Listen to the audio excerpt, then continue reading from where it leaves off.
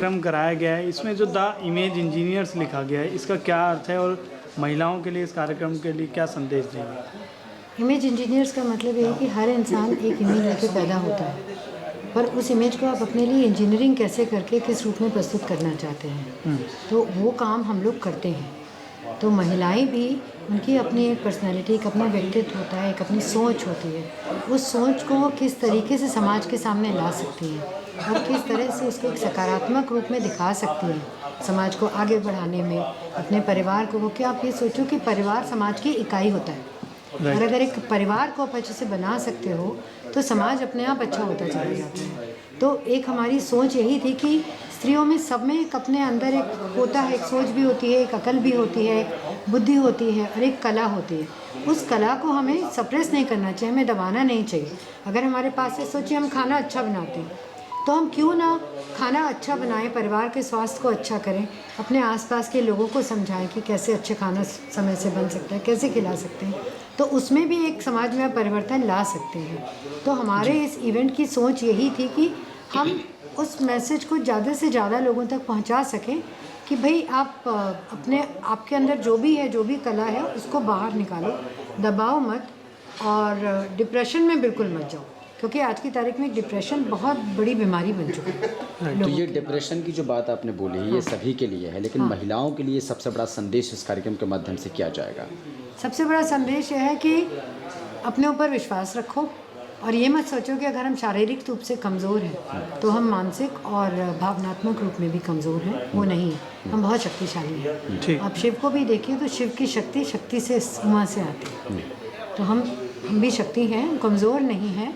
और आपने जो G20 का क्वेश्चन पूछा था, तो उसमें आज की तारीख में बहुत सी स्त्रियाँ आगे आ रही हैं, ऐसी बात नहीं है। तो एक अवेयरनेस है, तो उसको आपको और भी स्ट्रांग बना रहा है। और अपनी लड़कियों को सिखाइए और लड़कों को भी सिखाइए कि अपने खुद का सम्मान करें और अपने आसपास की स्त्रियों का सम्मान करें। Thank you. दुर्गा को हम पूजते हैं और नव दुर्गा को जब पूजा जाता है तो उसमें नारी शक्ति को पूजा जाता है, और उस शक्ति की ही हम आज बात कर रहे थे। हम उन्हीं नारियों को हमने यहाँ पर देखा है, उनसे मिले हैं, उनके काम को सराहा है। हमने कई नारियों के रूप देखे हैं, हमारे अपने इतिहास के, सीता माता से लेके द्रौपदी से लेके आज की हमारी सुषमा स्वराज तक के लिए हमने उन सब की शक्ति देखी है, उनके बारे में जाना है। तो कार्यक्रम बहुत बढ़िया था और कार्यक्रम में हर स्वरूप को, नारी के हर स्वरूप को सामने लेके आए हैं। और सबसे ज़्यादा ज़रूरी तो था वो शक्ति की बात करना, तो शक्ति स्वरूप हमने आज देखा है और हम उसी की बात कर रहे थे। आपको देखा गया है कई संगठनों में आप हैं, हाँ जी, और महिला सशक्तिकरण के लेकर लड़ाई भी लड़ती हैं जी, लेकिन देखा जा रहा है जितनी भी महिलाओं के लिए अवेयरनेस को लेकर कार्यक्रम किए जा रहे हैं, वो घटनाएं भी उतनी हो रही हैं। आप आए दिन सुनते होंगे, कम से कम हज़ारों की तादाद में पर डे घटनाएं आती हैं, महिलाओं और बच्चियों के साथ होती हैं, रेप की घटनाएं आती हैं, कई तरीके की। क्या कुछ कहेंगे इस पर, कैसे बदलाव होगा, कैसे बचेंगी आजकल की महिलाएं?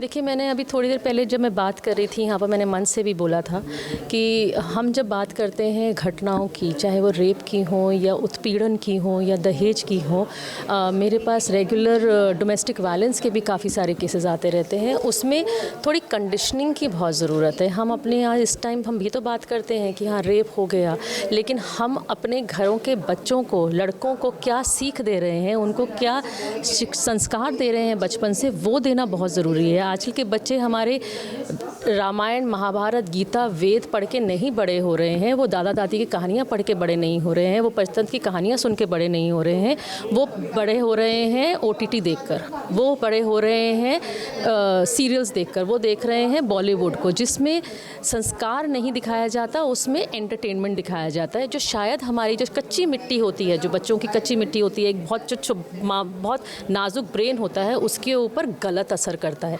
तो वो संस्कार घर वालों को देना बहुत ज़रूरी है, बचपन से सिखाया जाए। जो मैंने मन से भी बोला कि एक लड़के को, एक पुरुष को हमें ये ना बता के कि वो एक अपॉर्चुनिटी है, अगर एक लड़की नज़र आ गई है अकेली, उसे अपनी जिम्मेवारी समझ के, रिस्पॉन्सिबिलिटी समझ के, जब तक वो घर ना पहुंच जाए सही सलामत, वो ध्यान में ना रखा जाए अगर, तब तक हमारा समाज में बदलाव नहीं आ सकता। वो दिमागों में बदलाव आना ज़रूरी है। वो सिर्फ़ और सिर्फ कानून लगा के, पुलिस, एडमिनिस्ट्रेशन की हम बात करते रहेंगे, उससे सिर्फ कुछ फ़र्क नहीं पड़ेगा। Thank you. कैसे महिलाओं की ज़िंदगी बदली जाएगी और इस कार्यक्रम से कितना असर पड़ेगा, क्या मानते हैं? देखिए, महिलाओं की ज़िंदगी बदलने के लिए सबसे पहले तो हमें समाज के उस सीट को बदलना होगा जो पुरुष प्रधान अभी भी चल रहा है। सिर्फ दिखावटी हम लोग आगे एम्पावर हुए हैं, लेकिन अगर असल में देखें तो महिलाओं को अभी भी एजुकेशन नहीं मिलती, अभी भी उन्हें अपने डिसीजंस लेने का, अपने फैसले लेने का हक नहीं मिलता, और ना ही महिलाओं को अभी तक मालूम है कि कानून में या कहाँ पर भी उनके राइट्स क्या हैं। तो अवेयरनेस बहुत ज़रूरी है, और सबसे इम्पॉर्टेंट है एजुकेशन। हमको हर लड़की को कम से कम अपने पैरों पे खड़े होने जितनी एजुकेशन, चाहे वो पढ़ाई की हो, चाहे वो कोई स्किल हो, बहुत देना ज़रूरी है, ताकि वो अपने पैरों पे खड़े हो सके, अपने को एम्पावर कर सके। और सबसे बड़ी जिम्मेदारी ये है कि हम घर में जो माहौल रखेंगे, जैसा हम बीज बोएंगे वैसा ही पेड़ निकलेगा। तो अगर आप घर में एक ऐसा माहौल बना के रखेंगे कि लड़की और लड़के में आप फ़र्क ना रखें, तो ये बहुत बड़ी बात होगी, क्योंकि आजकल लड़कियां लड़कों के साथ कंधे से कंधा मिला के चल रही हैं। और आने वाले वक्त में, आने वाला वक्त क्या, अगर हम आज भी देखें तो बड़े बड़े पदों पर हमारी नारियां बैठी हैं। तो इन चीज़ों को देखते हुए हम पेरेंट्स को समझना होगा कि बच्चों को इतनी शक्ति, इतना हक दें, चाहे लड़का हो या लड़की, सिर्फ शरीर से अलग हैं लेकिन दिमाग से और हर चीज़ से हम बराबर हैं। लेकिन जो बच्चे सोशल मीडिया के जरिए आपने बोला कि लड़की और लड़के में कोई फर्क ना रखें, जी, लेकिन जैसे घर वालों सोच छूट दे देते हैं, लेकिन जो बच्चे सोशल मीडिया के जरिए गलत रास्ते को पकड़ लेते हैं, लव स्टोरी में पड़ जाते हैं, फिर उसके बाद उनके साथ घटनाएं होती हैं। जैसे आपने सुना होगा छतरपुर के जंगल में 33 टुकड़े मिले, जी, लेकर क्या उसको लेकर यही कहना होगा कि ये जो बच्चे हैं जो सोशल मीडिया में जो चले जाते हैं, उनको अवेयरनेस की कहीं ना कहीं हमें स्कूल लेवल पर बच्चों को सिखाना पड़ेगा कि इंटरनेट को कितनी सेफली यूज़ करना चाहिए और उसके रिपरकशंस क्या होंगे। क्योंकि इंटरनेट एक नई चीज़ है, और अब तो आर्टिफिशियल इंटेलिजेंस भी आ गई है जो कि आगे ना जाने और क्या क्या चीज़ें हमें दिखाएगी।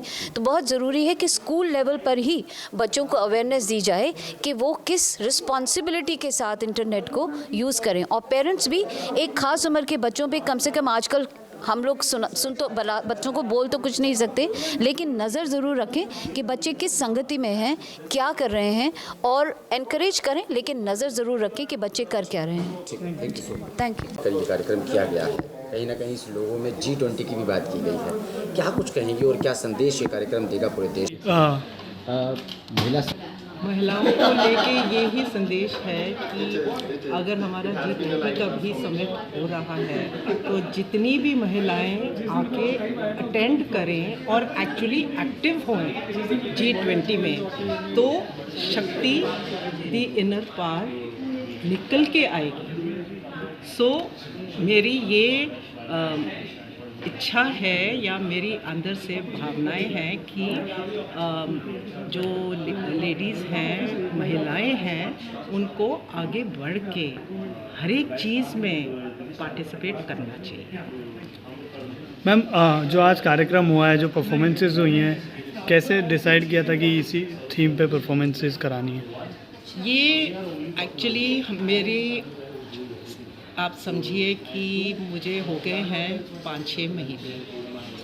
ये मेरे मन में बहुत देर से था, क्योंकि मैं एक छोटी सिटी से आती हूँ, पटियाला से, जो पंजाब में है, और वहाँ पर महिलाओं को वो दर्जा नहीं दिया जाता।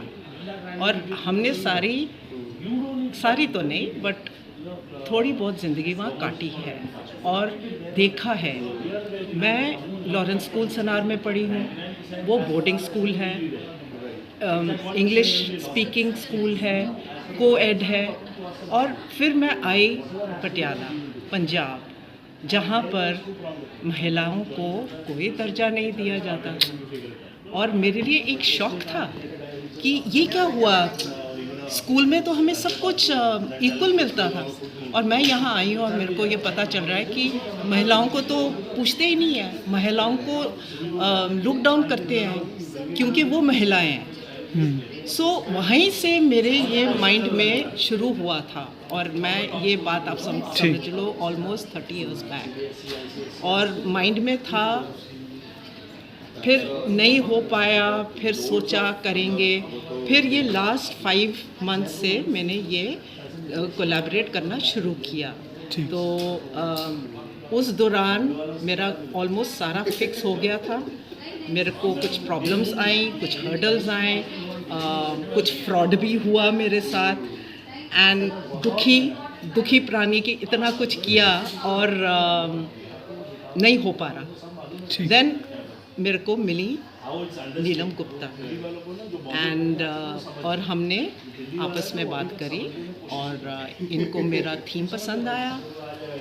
मेरे को पता था ये बहुत अच्छी पीआर है, तो हम दोनों का मेल तो बहुत ही बढ़िया मेल था और हमने फिर वो प्लानिंग शुरू करी। ठीक, और आज ये हाल है, हो गया। Thank you. बहुत खुश हैं इसको लेके। ठीक है। थैंक